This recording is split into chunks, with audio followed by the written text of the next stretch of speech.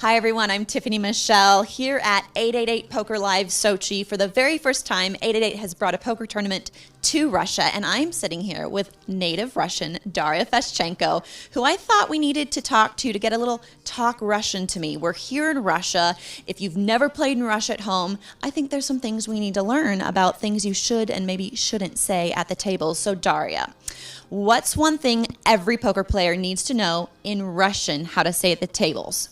Well, you have to know how to wish good luck, how to celebrate your success, and maybe some bad words. Okay, so how do I wish someone good luck in Russian?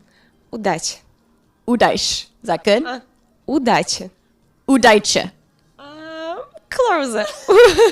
She's serious about this. She's not going to let me get away with anything.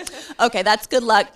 What's something if you're tilting? Like, let's say you have aces versus kings and your aces lose to kings. What's something if you're really tilting and you need to let off steam that you would say as you walk away from the table?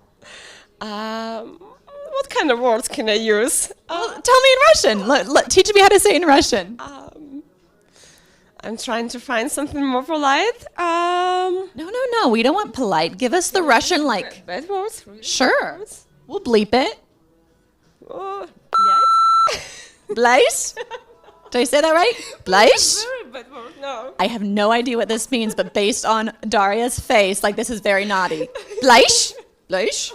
Am I saying that right? It's very bad. It's like... All right. Well, Google it. Google it. She's so nervous about saying naughty words. And what's something at the poker tables that would really like piss off a Russian player? Like maybe something etiquette or a bad habit. Like what's one thing when it comes to poker etiquette in Russia that like really makes Russian poker players mad?